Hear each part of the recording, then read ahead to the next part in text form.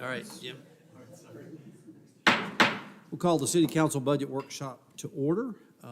Commissioner Smith, would you give us a prayer and pledge, please? Let's assume that prayer. Our Father God, we come once again. Thank you for the many blessings that God bestowed upon us with this opportunity for us to continue to be servants here in the city of Apopka. As we now prepare for this budget workshop, we ask you, Father, that you continue to bless as you did with the 2 fish and the 5 loaves of bread. Oh, Heavenly Father, you multiply our substance in order we may be able to supply all the needs of our city. Bless her, Father, the city council, this mayor, continue leading guidance in all that we shall do, be pleasing and acceptable in your sight. In thy Son Jesus' name we pray. Amen. Amen. I pledge Allegiance to the flag of the United States of America and to the republic for which it stands, one nation under God, indivisible, with liberty and justice for all.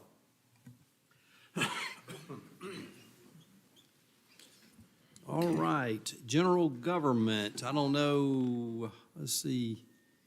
Do you know who's queued up first? Is Jessica, is she? Edward, you first. Yes, mayor, then legal, then.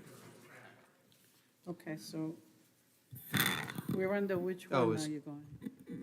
I mean, now it's got, okay, now it's right. What show? Rob, will you? Okay. All right, Commissioners, so, hopefully you can understand me. If you don't, please, stop me or whatever. But I'll try to go slow and try to articulate the best I can. But, so the first budget we'll go over is the mayor's budget.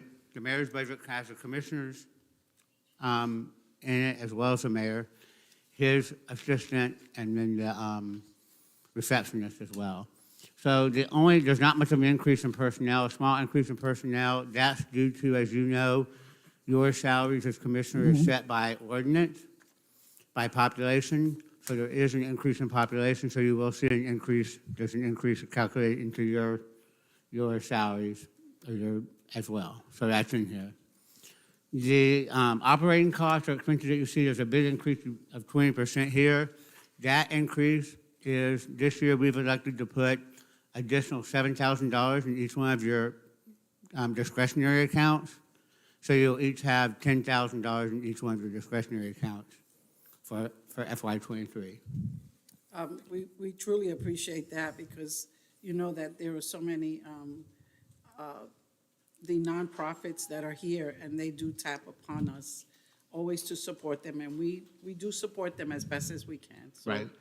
And that was one of the areas we, as staff, we looked at or whatever and determined, hey, that's a good place for you guys to have some discretionary income so you can, expenses, so you can, help more of those nonprofits or whatever. So we've increased that from 2,000 to 7,000. Okay, I mean, 10,000 thank you. for each account. So that's all, that's only changed in the mayor's office.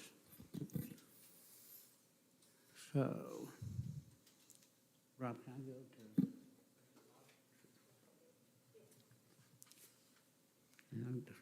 All right. Perfect. Administrative services budget, that's my budget. There's not much to report at all. It's gone down 8%. Not a whole lot in this budget. The only decrease you see in this budget is due to the biggest decrease is operating expenses. And what happened was, in my budget, I had training for leadership last year. This year, we have moved that money to HR, so HR can be responsible for the actual training of the whole city. So that's the only difference here. No difference.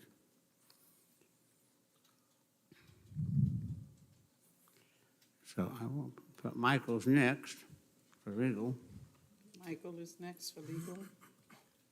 Okay, there I am. I think I'm trying to get him. Yeah. All right, yeah, those are highlights. All right. For the record, Michael Rodriguez, City Attorney. The budget for the legal department has not significantly changed. The anticipated increase is basically related, not to anything related to actual operations of the legal department, but is our increase in premiums for the liability and casualty insurance. As some of you may be aware, the risk management department is folded into the city attorney's office. So therefore, the legal department carries both the operational expenses of running the in-house legal counsel as well as the risk management aspect of the city. And that's where I believe it's a 7% total increase, with most of it falling really within the liability and casualty insurance. I think the anticipated increase in printer usage costs is only because the legal department splits those costs with HR, but I believe HR may actually now be owning the printer, so those costs relating to the rental that was last year may actually drop. But our personnel costs actually from last year to this year have dropped by 2%. All right, any questions for? Just a quick question.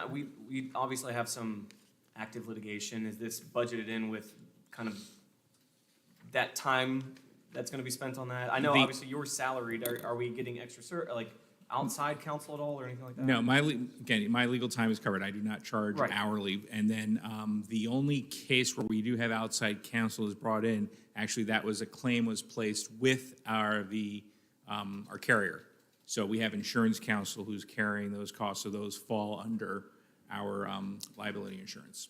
Understood. Thank you. And that's really, that goes par for the course, not just for the one, if you're alluding to the Southwick Commons litigation, that's really only our one litigation. Sure. That is not related to, because folded up in those costs are all the workers' comp litigations, all the personal injury case, those go into our insurance pool and are covered by insurance counsel. That claim falls in there as well.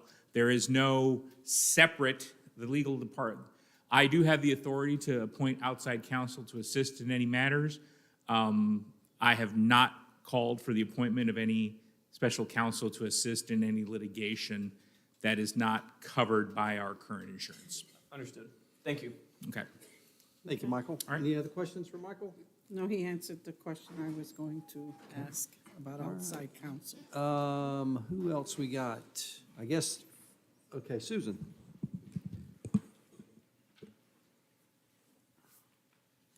Good afternoon. So today, I'm presenting our city clerk's budget, and it's pretty straightforward. We don't really have major changes. It's down 8% because it's not an election year, per se. And so we, that line, 3,400, went down $32,000. Well, it is, but that's a piggyback off of the Off of county the election, county, so yes. they're Yeah. covering all the costs. All we're adding is Right, two so- names onto the bottom of that ballot. Exactly. Yeah. So, okay, thank you. And so, so we had minor increases. We had a little bit of publishing and training costs were a total of $6,300. So we do have a new girl starting. Her name is Gail Jackson. We're hoping to start her on August the 8th. That's what I was going to ask. I know you guys needed somebody, so that's great. Yep, okay. I'm sorry, what was her name? Gail Jackson. Gail Jackson. Awesome. Thank you, Susan. Next up, Vladimir, Where's Vladimir? She is Finance. finance. Here we are.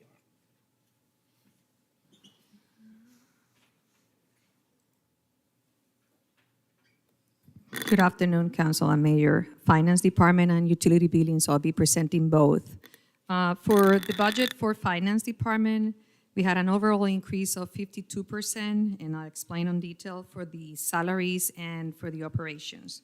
For the salary line, we have an over budget of 41%, which is $338,000 above what we have. The first part of these was in 2022, in order to have a retention, keep up with the market, included promotions, including revamping our department, which has done this wonderful job with these budgets that we spent $60,000+ in November. We have to retain some employees, and we actually hire an employee from Orange County that works for procurement department, and she came on board to help with the budgets. So the increase just for that portion of it includes $112,500. That money came in with the assistance of my fellow peers. The director of the chief from the police lent me one of his positions during the year, and the fire department lent me $25,000. So that first portion came in from other departments that they haven't hired in order to be able to hire and retain some of our staff. That was the first part. And so we hire a financial analyst who works from procurement now to support our system. The second portion is a new request, which is for 2023 of $142,000. And that is to hire an accountant one and a clerk. And I explained the reason why. Last year, as you know, we actually deleted a position for a clerk, and those duties were moved to some of our current staff, which are accountants. And as the year went by, we noticed that our accountants, who are higher level pay people, are doing clerical job. That makes no sense. So what happens is the jobs that the accountants need to do is dump on the finance director or the procurement department. So we need to go back to the normal process. We did a mini study with other cities, and we realized we really need a clerk, a position clerk, and we need an accountant one to remove those positions for the accountants so they can do more analysis and the hardcore work that we need. So those are the two positions we're requesting. The reason is $143,000 for that is because we're adding the benefits. I mean, their salaries are low, but the benefits are always a little higher. So that is the 41% on the salary line. For the operations, it is 87%, but I explain why. $228,000 is the value. On the 3400 line, which is other contractual services, is over $16,000. We have to increase our merchant services for credit card as people are using more online. So we have to increase that by $10,800. And we have to increase our Apopka Youth Works because they came back and they're gonna probably increase our contract from $35,000 to $40,000. So we have to put $5,000 more in that line. In the 4,000 line, because we hired 2 new staff, we have to pay for the Association of Procurement. We have to pay for the new staff that we hire somebody that came from California, and we wanted to be part of our payroll association. And then we have an additional accountant. And all those are $5,100 on basically associations for the new staff.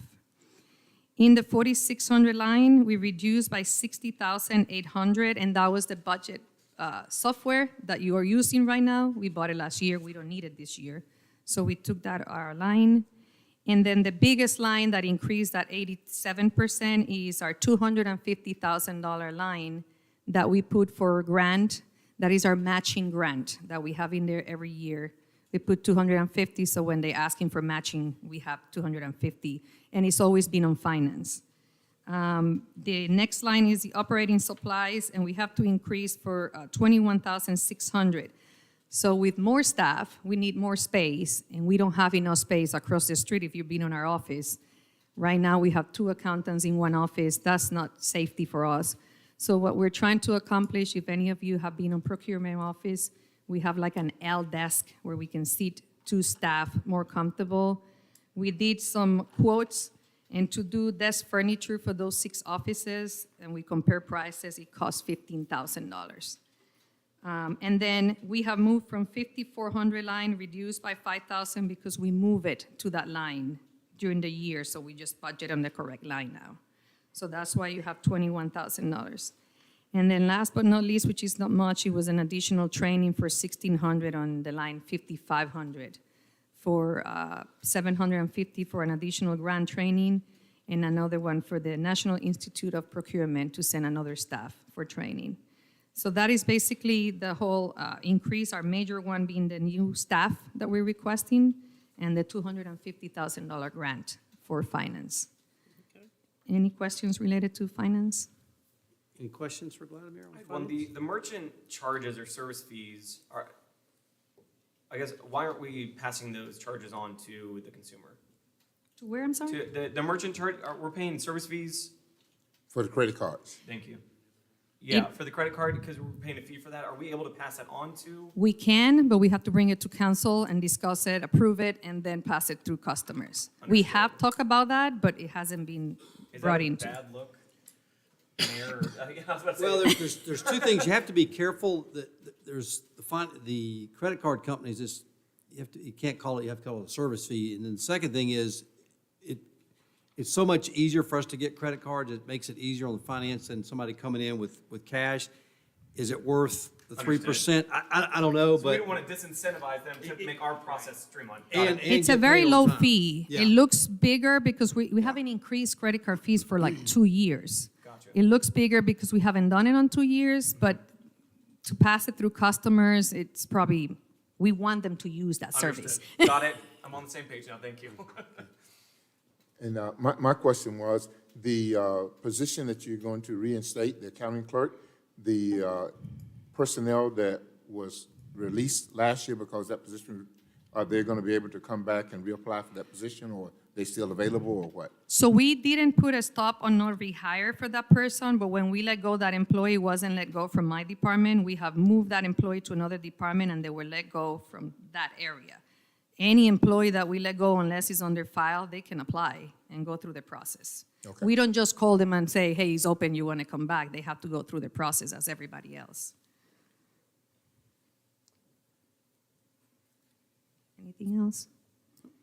I just want to take a small opportunity, I know we're short on time, to really, really thank, the council, mayor, and my team for that software. As you can see, it's helping us all make wise decisions, and we can move faster through this process.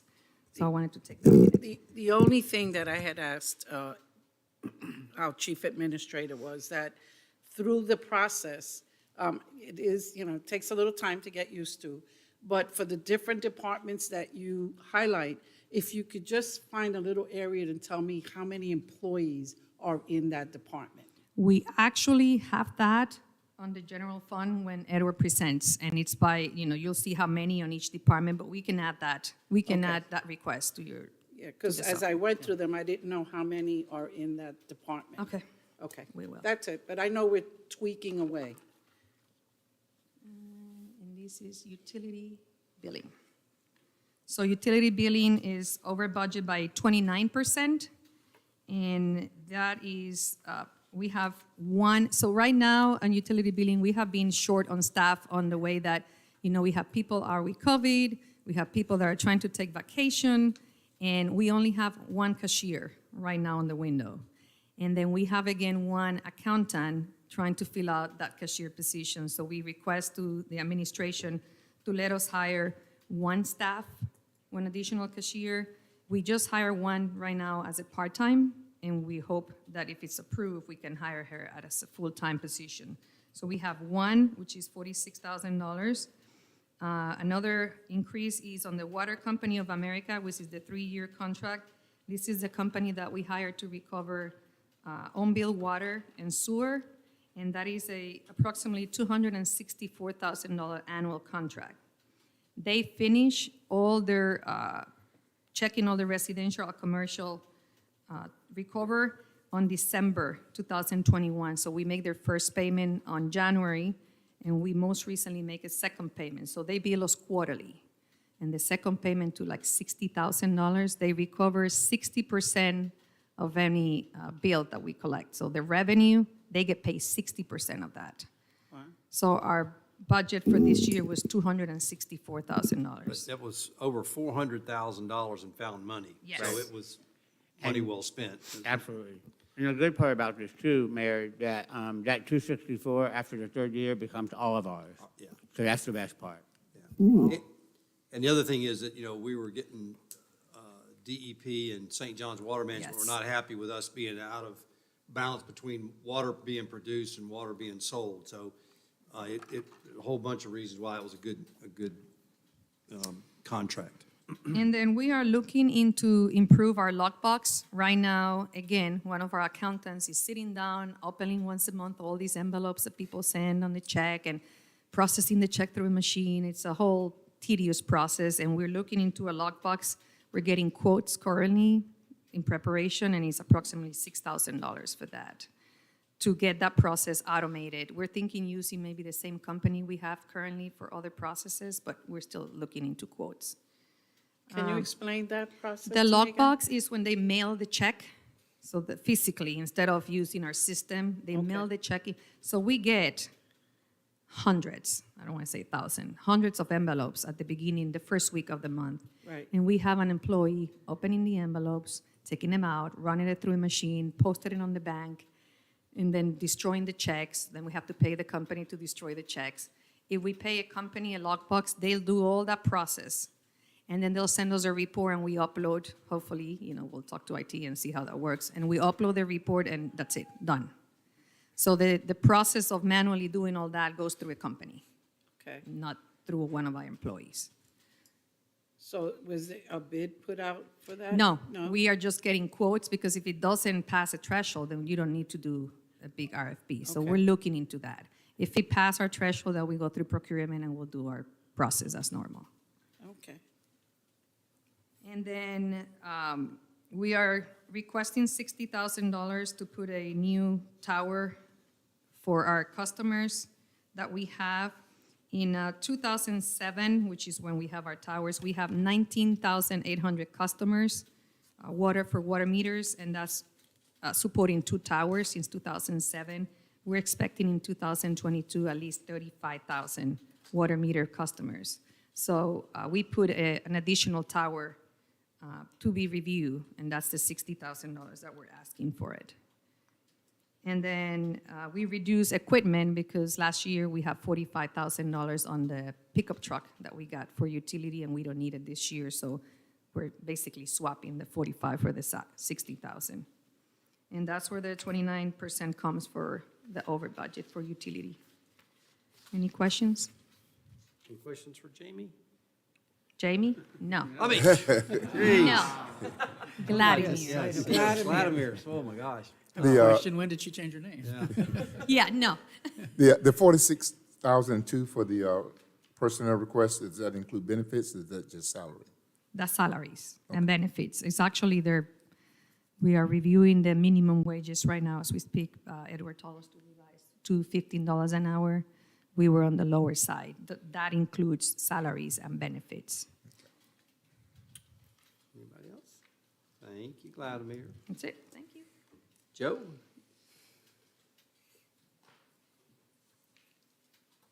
Okay, where is he? Oh, human resources.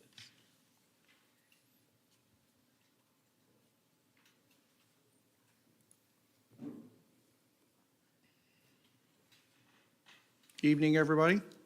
Mayor, Commissioners, I'm Joe Patna, Director of HR.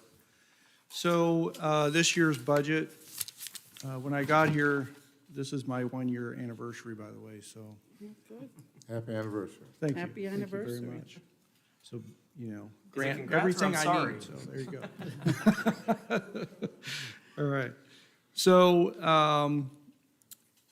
coming here, it was very challenging, as you know. There was no one in HR. And I have to throw a big shout out to Chuck Vavrick and Tammy down in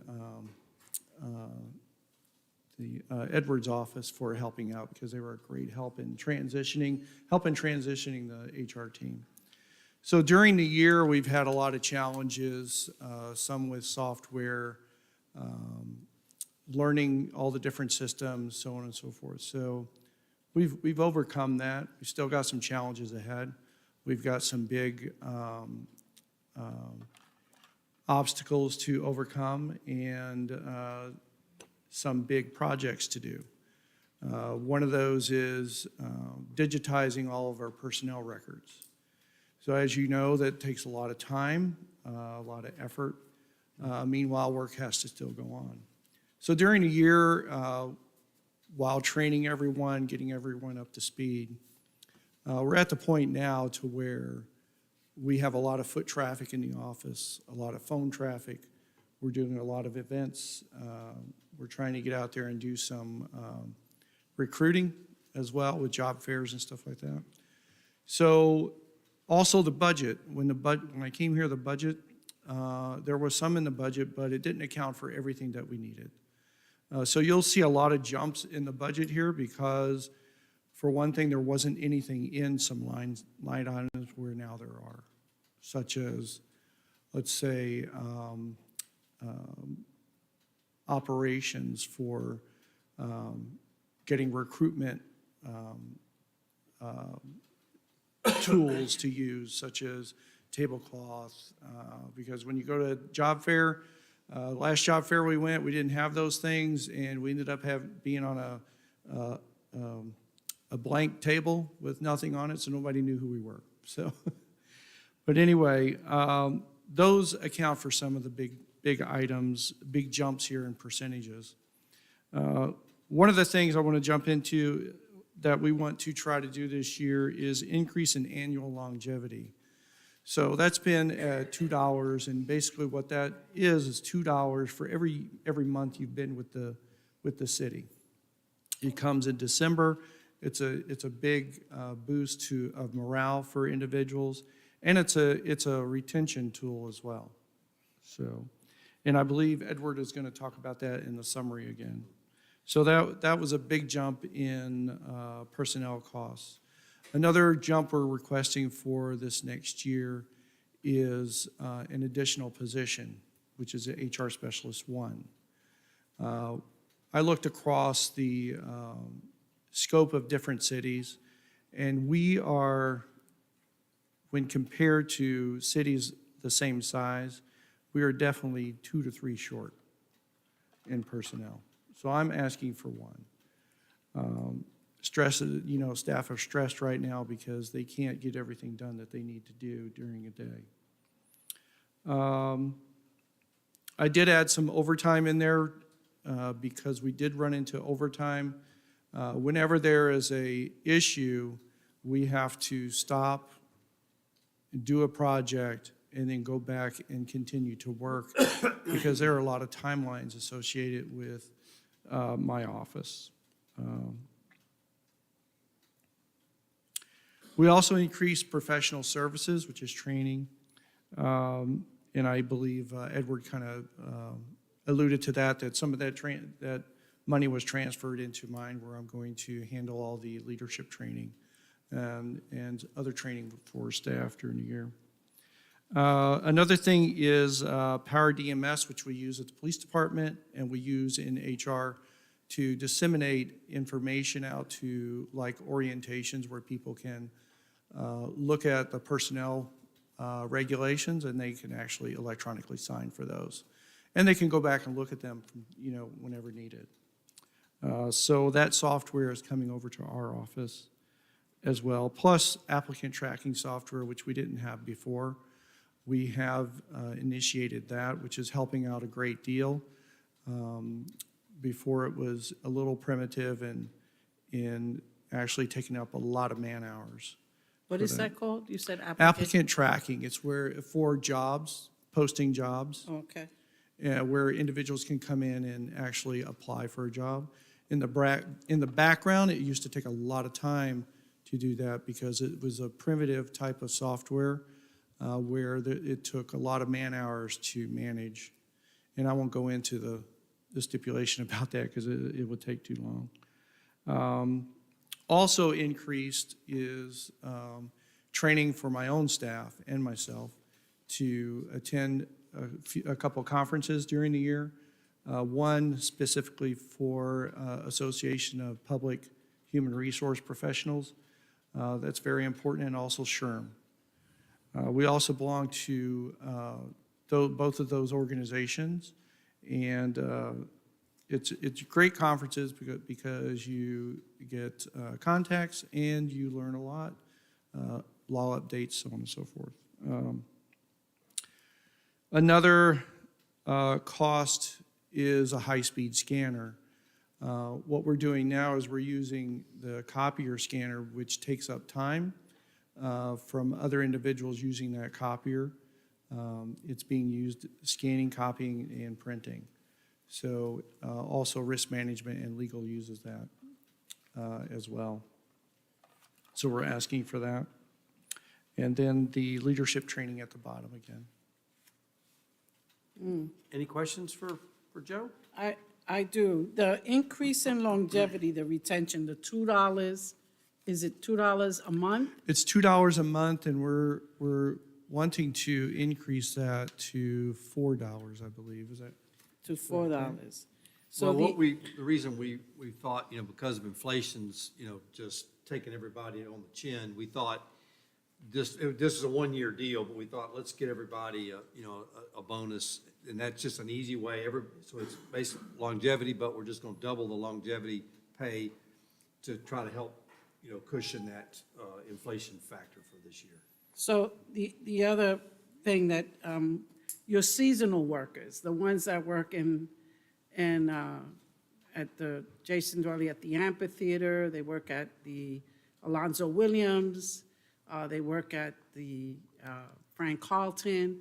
I mean, I see them, at every event working. And what are we offering them? We are talking about raising those salaries as well. We're still talking about that, so we haven't quite decided about that. We are on track to try to raise at least all salary levels to $15 an hour. But do they get a benefit like this at all for? No, they do not. They don't get benefits. They don't get any benefits, they just get straight, because they're part-timers, am I, or They're per diem? part-time seasonal, so They're they part-time get no seasonal. benefits.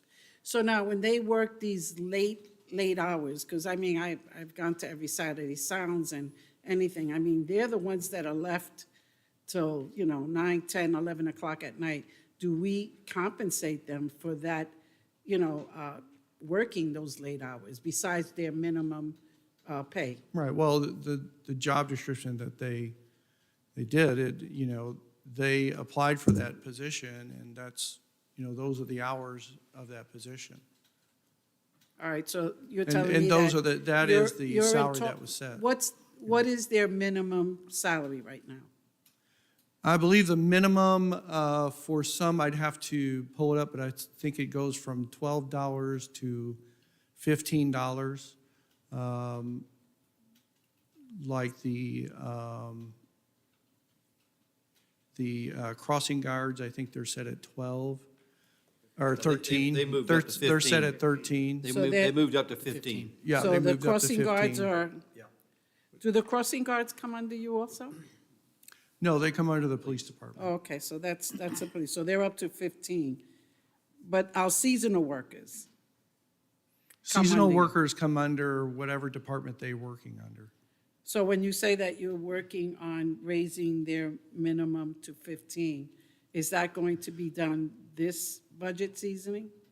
We're in talks about that, so I don't think there's a plan to do that this year. We have to have the minimum wage set by 2025 at 15. So are you having a retention challenge with them? Or are we, There are some, but not as much as I expected. So those positions have been filled. There are, some positions like crossing guards, which we just explained, we raised those to 15. So I think that's going to help out quite a bit. well, is that something I would suggest that we would consider for our seasonal? We are looking at Yeah, that. we are. But I, kind of like in this budget, because I'll tell you the truth, I see them work out there. I mean, when the crowd leaves, they're cleaning garbage bags, garbage cans, they're working out there, in the very wee hours. And I just feel we should pay them accordingly. So is that something? Huh? I think Bradley can speak to that. Yeah, 'cause he's- okay. we're I'll planning speak do- to, We're planning to do that with some. I hope so. Yep. Thank you. Okay. Any other questions? Yeah, one more. When you said professional services, you do the leadership training. When you do leadership training besides your own staff, where else do you do the leadership training? Right now, it's with the leadership. Yeah, So we want to get those individuals fully trained, and then we're looking into training for, I personally would like to start a mentorship program for individuals that want to move up into management, to try to progress them some. I don't think that is going to cost a whole lot of dollars. I didn't put that in the budget. I believe we can do that internally and very effectively. So that is one idea that's becoming. in there. Other trainings, I believe that the individual departments have some programs already set where they have certifications that have to be met or certifications that are optional for individuals that they can get and hopefully move up. So can you give me an example of what departments you're referencing? Community development, I believe they have a certification for permit clerks. I can't recall the name of the certification at this point. In human resources, we have the human resource professional certification. I believe there's other certifications within public services that they can get. Wastewater, I know that there's many, several different certifications they can get in there. So those are some of the things that we can address in a mentorship program to help individuals move up in the organization. And we don't have that in place right now? We don't have that in place right now. And so that's something that you would like to institute Correct. for this year? I hope this year. And is this part of your budget? No, it is not. Like I said, I don't think that that will actually cause us to have to increase the budget. I don't think there'll be a cost to it. Okay. There was another one, because I kind of wrote all around, Chuck, crossing guards you told me about. You said something with EMS. What was, No, I didn't mention EMS. oh, you didn't? No, ma'am. DMS. Oh, DMS. Oh, Power DMS. Oh, okay, what is that? That is a program that the police, fire, HR uses. It's required by the police, and fire to track their certifications. Okay, So they have to use that to track their certifications or qualifications. They use it for all of their policies, where individuals can go in and actually look at the policy. They can actually send those out if there's any trainings or whatever. They can send those out to the individuals that need that, and they can take those trainings and then actually sign for it. And it's a way to track, did they complete this, did they complete that? So we in HR use it as well for onboarding. So individuals that are onboarded, we use that to send them the personnel rules and regulations and some other documents that they can actually electronically sign. so have we been keeping track of that? Oh, yes. Oh, you have? Okay. Okay, I didn't understand. I thought you said EMS, it's DMS. DMS. And one thing you said, job fairs, that you went to a job fair? We went And to a you didn't- job fair. And when you go to the job fair, what are we doing at that job fair? What are we advertising for? Well, this particular job fair that we went to was for veterans. So it was at the VFW right here, where we didn't have a tablecloth, we didn't have, a pull-up to say who we were. So it was interesting. I mean, we still had some people coming to our table, but, we didn't have anything to give away to entice people to come to our table. Lots of folks have some giveaways that they have that, encourages people to come over and talk to you. So we did purchase some of those this year. We didn't have it at that time. So I put some more money in the budget for those types of things, for job fairs that we can go out, because right now we're not going to them. So we need to increase our visibility out to the public to say, hey, we do have jobs, this is our job site.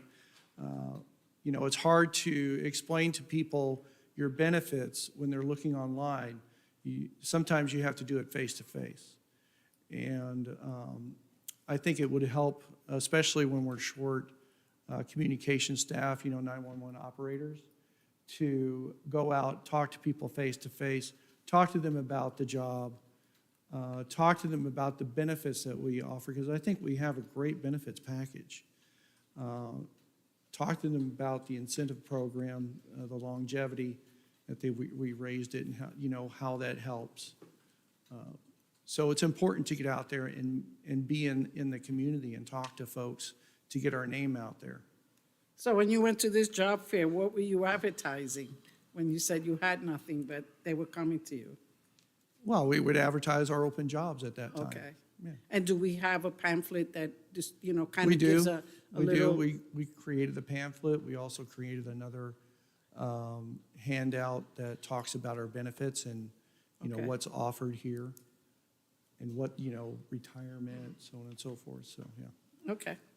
Well, thank you, because You're I did welcome. have a lot of little questions here. Thank you. Yeah, just quickly, you're adding the HR specialist one position and then Yes, adding sir. just only 5,000 for overtime. You said that typically there's more than that. We're taking that step now. So does the overtime cover what you anticipate, any extra work? I mean, it's a small I amount. think 5,000 would, if I get the other position, I believe that the 5,000 would cover it, and hopefully we won't need that if we have the other position, I'm hoping. Okay, and so then in the future, if that's not sufficient, then you'll come back to us. Yes, sir. Mr. Smith? Do you know how many seasonal workers we have that work at Jason Dwelling and these other? Right off the top of my head, I Let don't him- know. Oh, okay. Yeah. So he has that in his, Yeah, okay. yeah, yeah. All right, Yep. then good, I'll wait. Mr. Nessa? Good, okay. Thank you, Joe. Thank you all. Thank you very much. All right, community development. Where's community development? No, I'm just saying here. Where is it? Oh, I have to go back. Are you next? Okay, that's fine.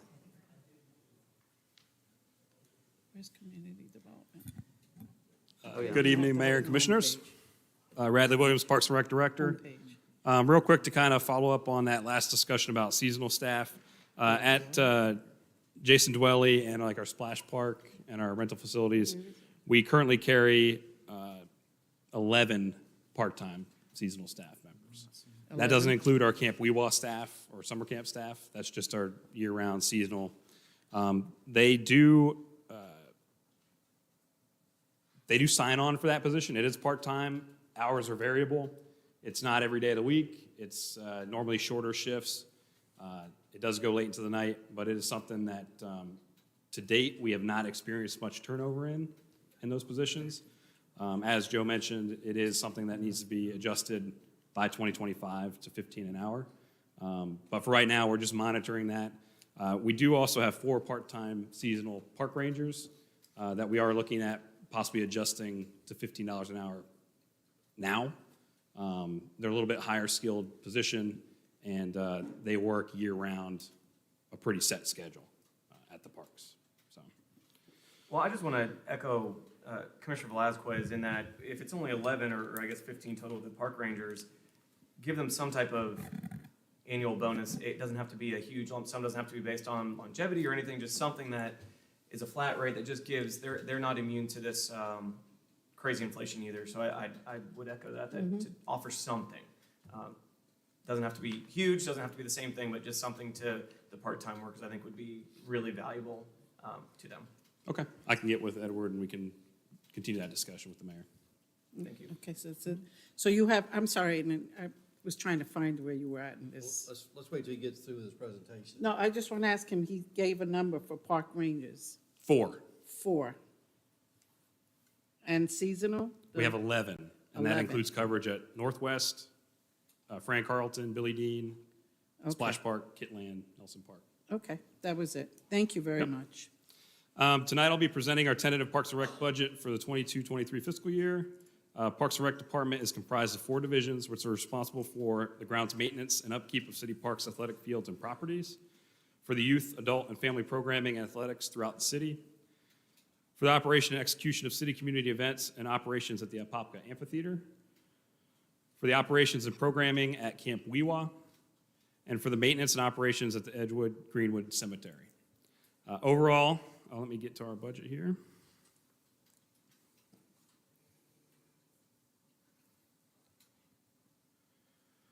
Overall, our Parks and Rec budget for the 22-23 fiscal year came in at 15% higher than the current budget.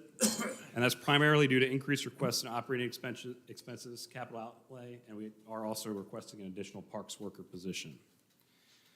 I'll go ahead and start with our Parks Division budget.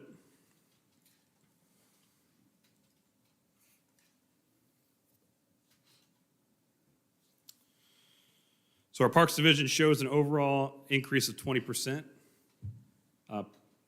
Personnel costs show an increase due to the request of an additional parks worker position. And this position is being requested to address the need for improved levels of service for the beautification and trash pickup throughout the city. This role will complete routine trash pickup and some general landscape maintenance on a weekly basis throughout a set list of areas throughout the city. In operating expenses, we show an increase to 3,400 other contractual services. And again, this increase is requested for additional funds for mowing landscape maintenance contractor. Again, to help improve our standards and level of service for beautification throughout city properties, city facilities, parks, and other parcels the city might own. Again, the goal is to establish a routine maintenance plan for these properties to ensure they're maintained and well-kept throughout the year. One other highlight of a large cost was the park tree bank expenditures. We're increasing this line because revenue collected has been much higher over the last 4 years than we have budgeted for, and we continue to expect to experience that because of the continued growth and development in the city. So that was just kind of to balance that revenue coming in with some funding to continue to plant trees throughout the city. Any questions on the Parks Division budget? Is that is that part of the ADA park? Is that in this budget? That's in the athletics budget, the next budget. I'll wait for that one then. Yeah. All right. So I'll go ahead and move to athletics and events. Okay, athletics and events, here we are.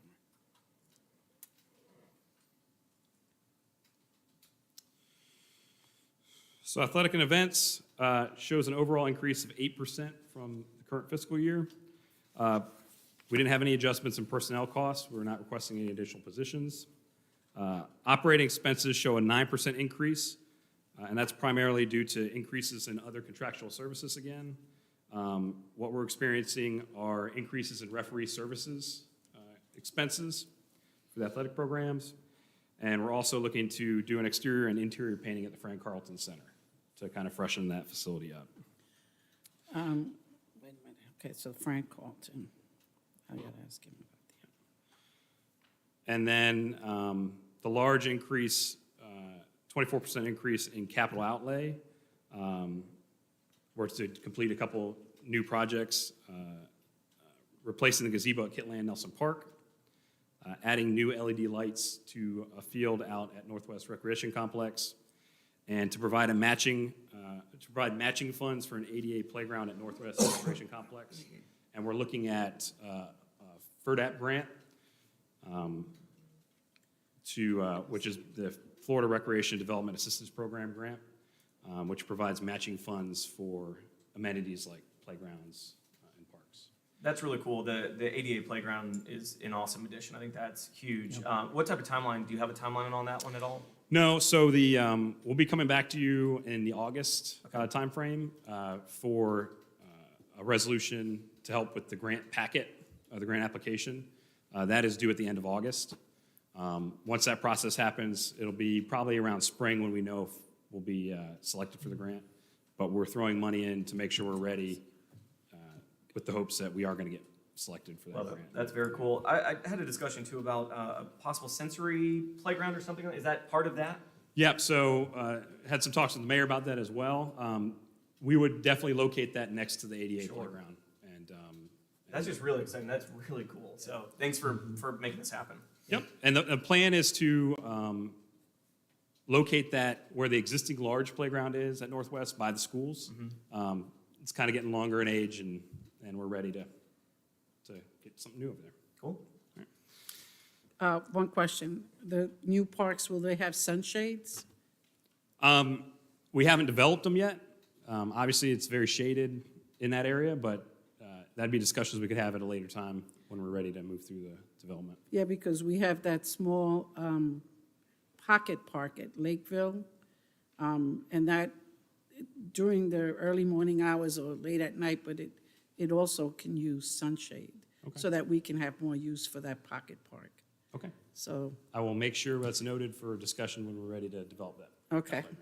And just a quick question on the gazebo, are we replacing it because it's of needing repair, or are we doing a different design, or what's? We're trying to get a larger gazebo in that park. A lot of the events that we have in that park, that gazebo is not the right size for the scale of the event.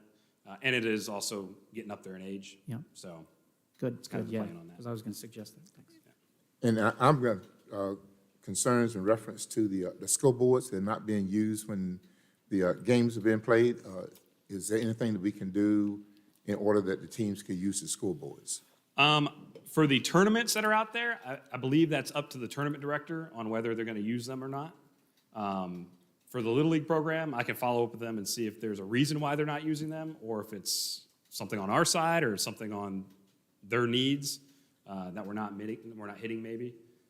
But I'll have to look into that a little bit further to. Okay, because they would like to use them. Okay. should be able to, Should be, yeah, I'll have to follow up with my staff to see why, if it's a reason why we're not having those things fired up. Okay. All right. I'll go ahead and move to 3614 Camp Weewa. Wait, let me go there. Let me go here. Camp Weed. This budget, we actually are showing a 5% decrease from the current fiscal year. These cost savings were found in the operating expenses and capital outlay, and our staff are continuing to streamline the operation at the camp and after this first full year of operations. So there's some areas that we could kind of tighten up on. We've reflected that in the budget request. We still have placed some funding in capital outlay to continue completing ADA upgrades needed at the camp to make sure we meet the land and water grant requirements. So, There was a concern that I think one of the constituents wrote me when there's thunder and lightning, some kind of alarm like we do at Jason, I keep saying Jason Dwelly, but the amphitheater, in that area, we have the alarm that tells us a storm is coming. And one of the constituents had shared concern that it didn't exist in Camp Weewa. Is that correct? right, there is no lightning monitoring horn like we have at Northwest. We are actually had a meeting on Monday to look at that, and we're hopeful that we can try and knock that out with cost savings from this year. This current Okay, year. the lightning, that's called the lightning. Yeah, they had said that the lightning. It's a lightning detection system, and really it's a giant horn. A lot of it's Right. digital now through the internet. So once it tells you it's in the area, it blasts a horn and everybody clears into a building. So is Jason Dwelling the only place we have that? Jason Dwelly has it. Fran Carlton has it. So is it possible to And look at the- having one at Lonzo Williams as well? We can look at that too. I don't think there's one at Alonzo Williams right now. Okay. So the Apopka Apopka fields over by the high school, that has one. Apopka Athletic Complex, Fran Carlton, and Northwest. So we can look at Alonzo Williams and also Camp Weewa's on the list. All right. I know Camp Wheel, we've done a lot of work bringing that up, looks great. Is there any additional items that need to be addressed in reference to fire safety, things like that? Do we need to be bringing in sprinklers in each cabin, things like that? Is there any upgrades that we need to be making on those?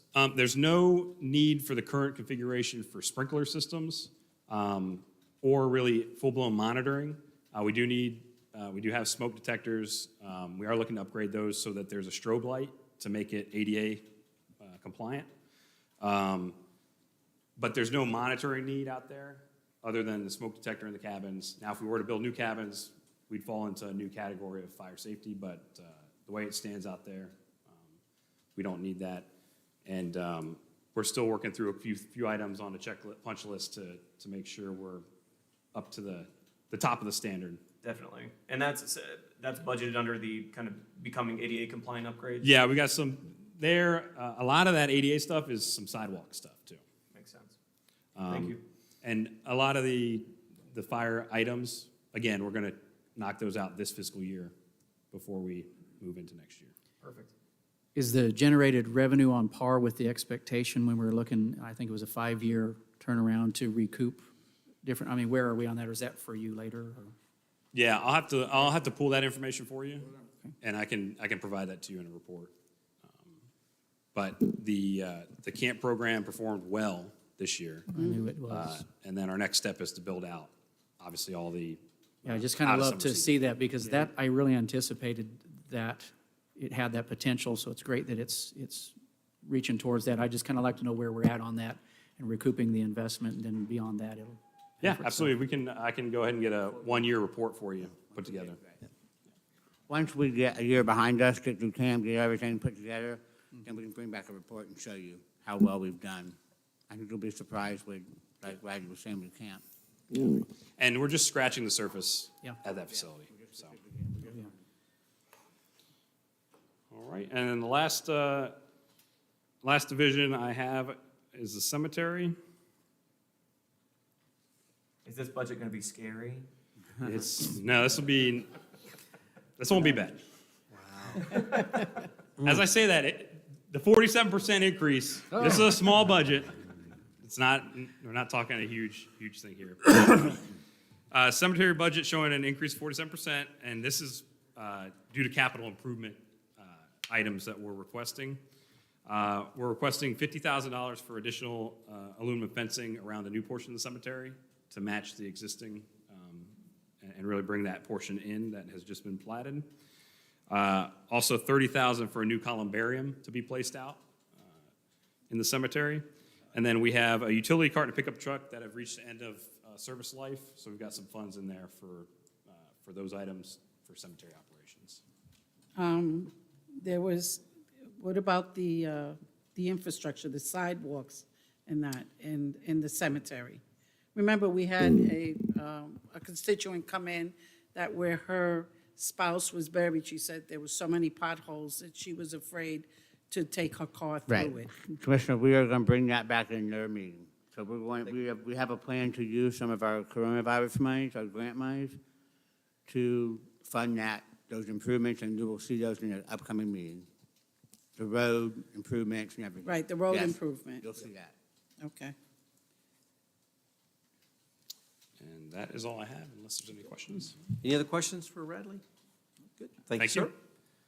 All right, I Jen did have Hitt. something for him, but. Sharp line 7. Oh, yeah, just one question. And I put it up here as you were talking, and I wanted to let you finish.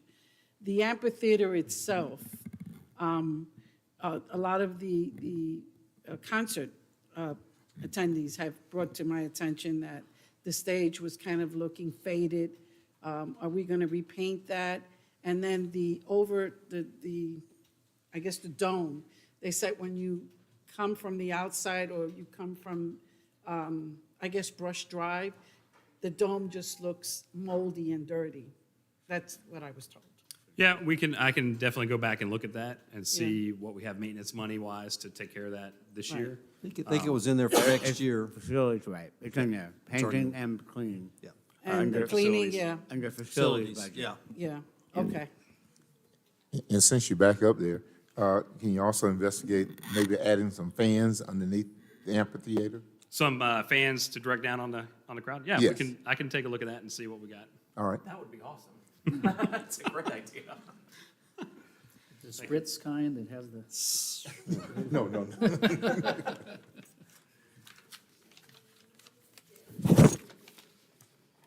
So now where are we going?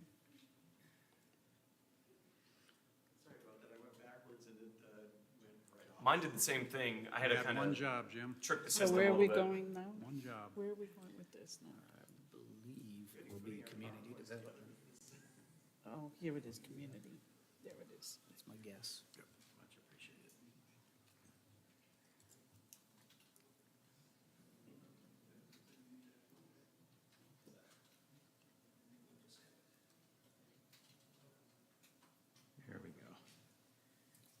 So community development, we have, this Jim Hick, Community Development Director.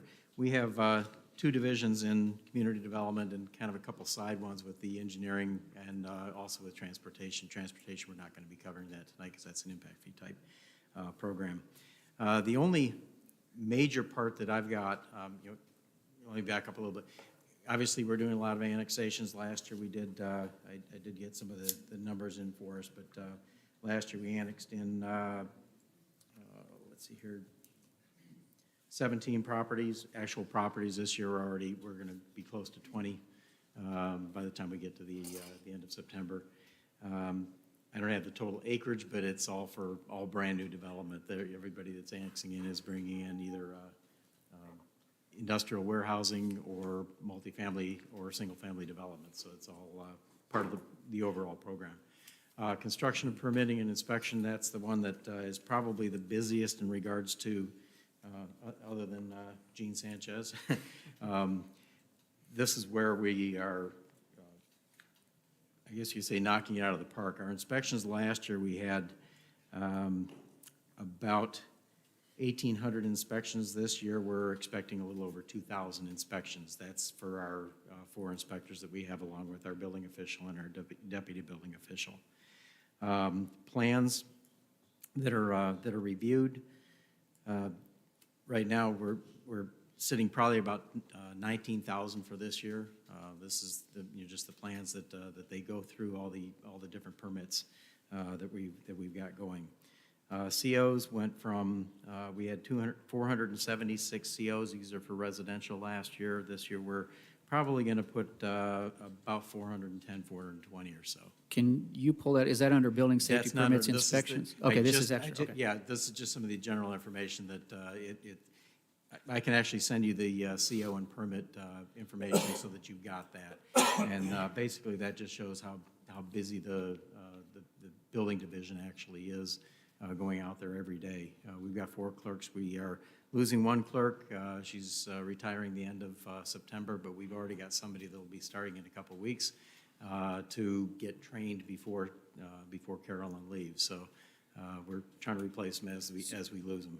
Unfortunately, our planning department, we have lost a few planners. Our new planner decided not to come in to work on Monday, so we're short now. Jean is pulling triple duty, and she's doing a wonderful job. We're just. Why did the planner leave? I mean, I kind of heard that. We don't really know. The only thing that he mentioned was he's going to go find himself. So that's all I really can. This year you lost how many? You left, Bobby left? Bobby went Phil? to Lake County. Phil went to Paulus and Bennett just to try something different. Right. And Christy. Allison went to another job that was close to where she lived. We lost a secretary that also did that to close to where she lived. And we had a secretary that was ready to go, but she was coming in from Texas and could not make the transition fast enough. It was just too much of a job trying to sell property and come back into the city. But her son does live here, and so she'll get here eventually. But we did interview with somebody, and that'll be starting. Her name is Mary Delgrado, and she's going to be starting next week, Thursday. So we'll have a secretary that can help out with business tax receipts and get the organization. This person she worked for Osceola County Schools, and she. So do we have, I mean, Looking so forward. So we have three positions. We got that you have 3 positions yet to fill? planning manager. Instead of doing 2 entry levels, we're going to do a planner 2, which is the next level up for some experience, and also a planner 1. Those are all being advertised right now. Okay. Would it be beneficial are you having a hard time finding talent? Yeah, because a lot of the planners that are out there right now, they don't really want to change jobs when the economy is kind of this way. We do pay better than most organizations. Our beginner salary is pretty competitive, but our upper salary for each of the positions is about 20 grand more than any of the others. And that was going to be my question. So the potential for growth is phenomenal here. Okay. So that being said,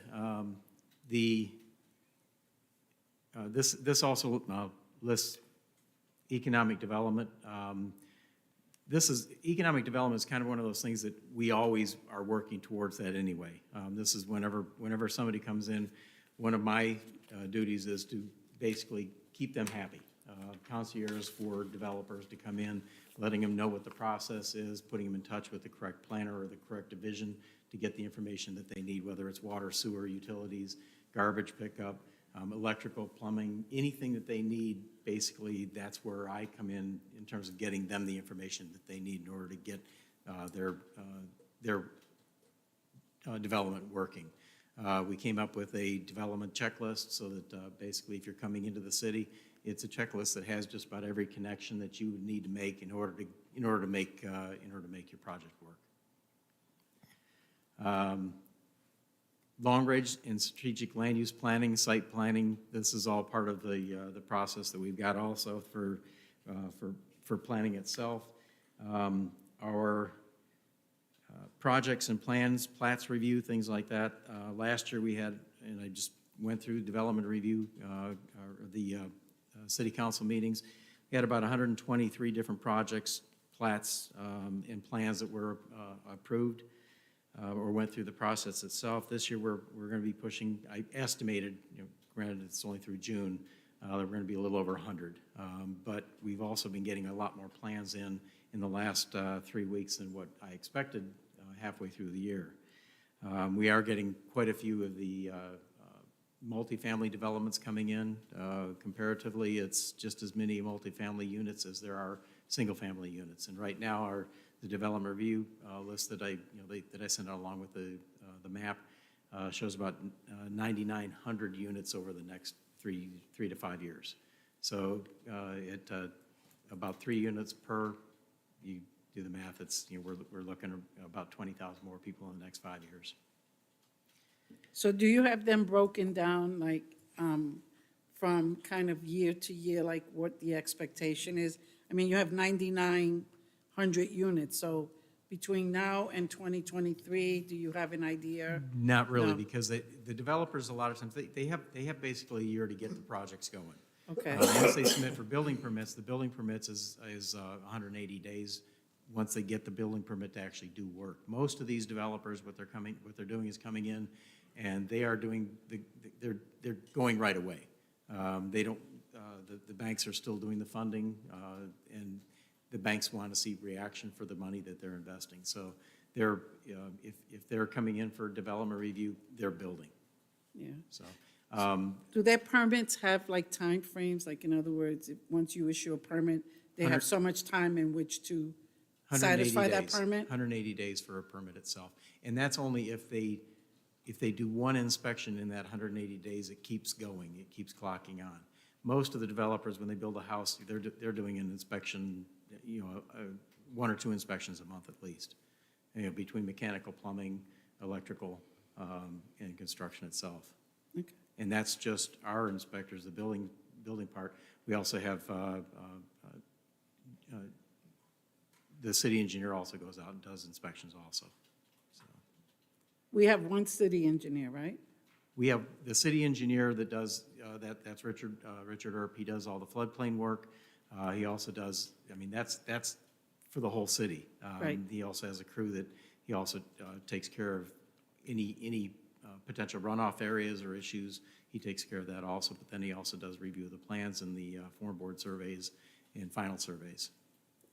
So he does all of that. He wears all those hats. Yeah. Yep. Okay. Yep. I had a question in reference to economic development. I know you're running with that and heading that up. My concern is you're not gonna be with us forever. So that's my concern is if, and obviously just retaining people in general is difficult, but if we don't have somebody that's kind of running with that behind your heels, we're gonna be really lost when you're gone. I'll do it part-time. I've been here over 30 years. Well, I know, and that's Apopka the compliment and also my scare is that you've been here so long, you know the streets, you know density. I can give you an adjective, like I know exactly what's there, I know what used to be there, I know who owns it. That's awesome, but I don't have anybody behind you saying, kind of training up in that. So when you leave, I don't know what we're gonna do. And so that's a huge concern for me, again, because it's we have a lot of department heads that are kind of, that are retiring, transitioning, so especially on the economic development side, you know, especially your division is so overwhelmed as it is, that you're doing concierge, which is awesome, but there's no outreach happening. So and I think that's part of economic development, or an avenue of economic development. So you're doing great, and I appreciate that. It's just at some point, there's somebody else that needs to come in, and so that's my concern. Is I'd like us up here in some capacity that we need to have a succession plan. That conversation we need to have, and that's probably not just you exclusively. There's a lot that needs to go into that. So it's just something we all need to be thinking about. That's coming. I agree that one of the things when Bob Elmquist retired, he was down in public services and he was doing all the appraisals and the surveys and things like that. And since I had done that in a couple different previous jobs, I am doing that also. That's where, to actually get back to the budget portion, good switch over. The line item 3,400. This is actually the only major area that I have an increase in.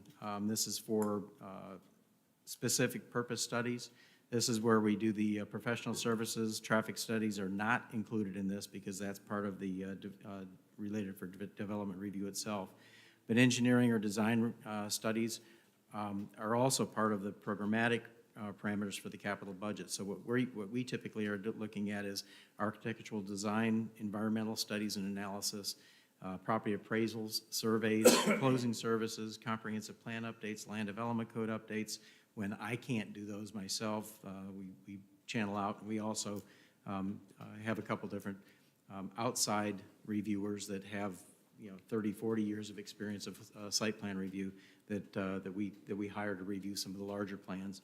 And then there's also, that original budget was $250,000 last year, and this year we're bringing that up to $300,000, but we're also adding in the Best Foot Forward program, which is $100,000. So that's where it went from $250,000 to the $400,000. The Best Foot Forward program, I think the mayor can probably tell more about that than what I can. Is we were looking for where we could put some of these special programs, and that was one of those that with the special purpose studies, that's what we felt that it was a fit for that. Okay.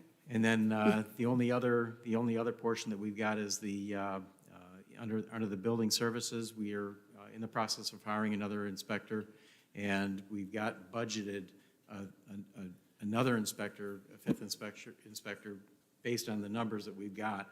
We will probably need it, especially with the projects that are coming online for 2023. So we did budget for 2 cars, and we're looking to go electric. So we did put in $75,000. We are not sure how much the electric cars are going to cost at that time. We'll probably go with the Nissan Leaf. The base version gets 150 miles for a charge, and they're putting on probably 40 to 50 miles a day, driving the 13 miles north to south and 9 miles east to west. So we've got the chargers, the charging ports here at City Hall, so it would be an easy transition for them to do, and that's what we're looking at. So those are the two portions, just a little bit in each division. And so you're still outside of these 2 divisions yet? I mean, it's harder to follow when there's not something here for us to follow. Is that still the other information that you have, or is that under these 2? That's kind of the whole ball of wax. There's Okay, so you went through both of these already? Yes, yep. Okay. Yeah. All right. And actually, you want to point something out real quick. The map that's on the left-hand side, that's actually a CRA project. But if you look at the sidewalks that we replaced, this is actually replacing all the sidewalks in those areas too, to 10 to 12 foot wide asphalt paths for the South of Main Street project. The 4 different colors, that's what you're talking about? Those are Yes, all sir. the sidewalks? Yes, sir. Good. That's the downtown Apopka Trail. Good. Here I am. Let me see what that is. Finally. Which, by the way, Yes. we're going to be covering that in the for the CRA, but we're probably about 95% of the plans have been completed. I've got 5 owners that we've contacted actually three of the five that we have to get easements for either access or access and utility. Because we got some lines that are actually underneath it, just a little bit on the property side of the sidewalk. So we've got to contact them. Once that's done, then we will be able to go out to bid or use one of our existing contractors. Mr. Smith? Yes, I understand that there's an app that has updated annexations included. Is it possible for us to get that app? Updated annex. I've seen the police department use it. I think they showed it to us. Yes. But I specifically remember asking them, and they said, "We don't know if we're going to allow that to you guys." Because they don't know. They use it like on if they go to a crash or something to see is it Orange County. Who do we call once on site? It was a really cool app. Yes, and I'm told it's updated regularly. I have not seen that. I know that before Phil left, we were looking to go towards doing an interactive land use and interactive zoning map that you could actually go in, click on it, it would tell you what the land use or zoning was and what the parcel size is. Basically, you can click on it similar to what Orange County GIS uses for their interactive maps, but make it ours. Well, I guess we're more interested in, as we annex property into the city, that we have an up-to-date map. I can see what I can find out. I'm not sure whether or not Mike Suver and Carl can come up with a map for us, but I'll see what I can find out. Well, I mean, I don't want them to have to print one every month. That's why I was Well, told that there was an to app. make it interactive. Yeah, the hard part with interactive online is that it still has to be ADA accessible. And that was the problem that we had, even thinking about trying to put something on that could be readable on the screen from a home computer. Rob, you got anything to add to that? Monday night, I requested a GIS coordinator who's going to do just exactly what we're talking about right now. Thank you. We knew that. We knew that. All right. Any other questions? Yeah, one more. With your billing and the software up in building, where are we with that right now? We have everything's on, we don't have it online yet. We still have, I've got 10 applications that we have to update. One of the planning manager that we were going to hire that backed out, he basically ghosted us for 2 weeks before his start date, and then he called up a few days before and said, "Oh, I decided I'm not going to start." He actually had that background experience of online permitting, and that was supposed to be his project. So what I've looked at for the Planner 2 position is GIS experience and online permitting, so that we can get somebody that can take over and actually designate or take the time to actually put those programs together. That was the hard part, is that when we lost all the people that were going to be working on that in the background to get the project going, it stalled it.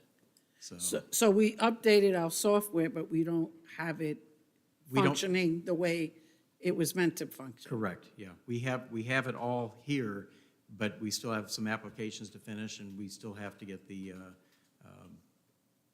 project going. It's for online permitting and also for the applications, online applications for the planning and zoning portion also. It's a two-step process, and the business tax receipts, so. One of the things that we are looking at, and I now have my updated spreadsheet for impact fees or application fees. We'll be bringing those to City Council probably, I'm guessing October right now, to do that as a resolution similar to what you did with the fire fees. Okay. Anything else for Jim? All right, thank you, sir. Thank you. All right, I guess that's wraps up our workshop. We will, Do we have anybody for public that came in for this? No? Okay. Edward. Yeah, there he is. Edward. They're saying that Mr. Bass has a closing comment. Nope, No? nope, because we allowed public comment the first workshop. Rogers back at 7 West Main Street. Just have a general observation through the process. When it comes to the workshop as a whole, is this like really the only opportunity that the public has to engage with the process at this point in time, because I know there's been a lot of things that's said. How do we follow up to make sure that what's said is kind of worked out in the long term? To kind of also speak to something that Nick Nessa said, and we just was given information that was going to have roughly 20,000 people come into the city in the next, I guess, 10 years, whatever the case may be.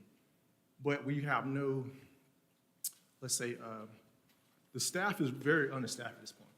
So we need to really look at how we're going to handle this.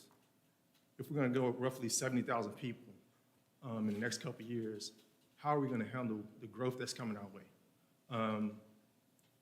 You know, like you said, Jim Hitt might be doing a great job, but we need to look at how can we incorporate more people in this process, because there's going to be a lot of, you know, the mayor comes up every 4 years, but the city of Apopka still has to go on. So we need to look at how we can engage, get more people involved in what we're doing, whether it's through workshops, neighborhood organizations, but we have to engage community in a better way, because if you don't have the opportunity to come in and kind of gripe at city council, it's kind of, it's a bad taste on both sides, right? We've had a lot of studies, reports done over the years through Kielsheimer and all those particulars, but what happens next?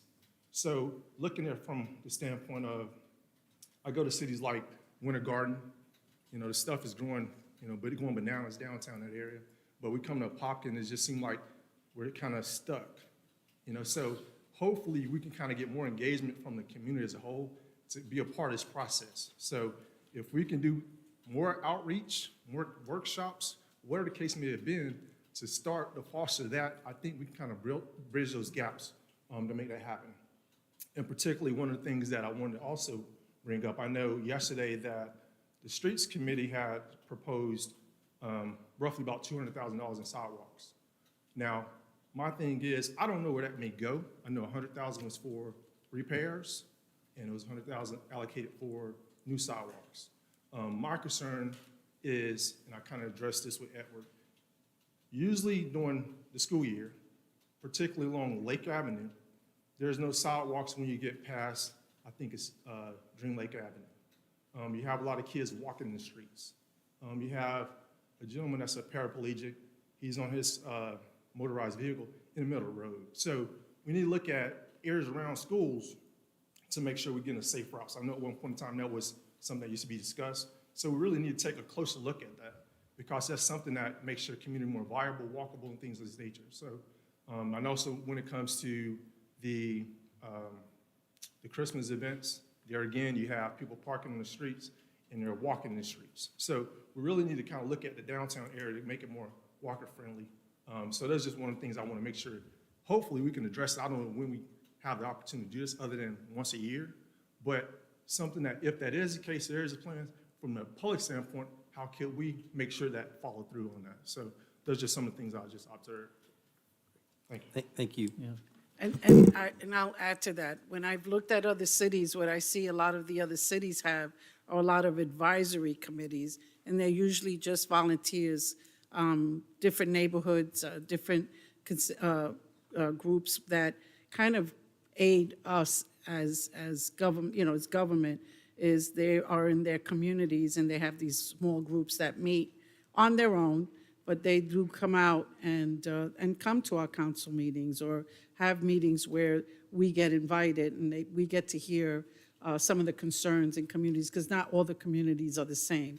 And I did notice that when I looked at Winter Garden, when I looked at Ocoee, when I looked at Sanford, that they do have different advisory committees. So that's something that we should aim to try and do, is that type of committees, but usually in the communities that we kind of organize them, or they organize that. So that's a suggestion, so thank you. And I don't know, we did a street prioritizing study.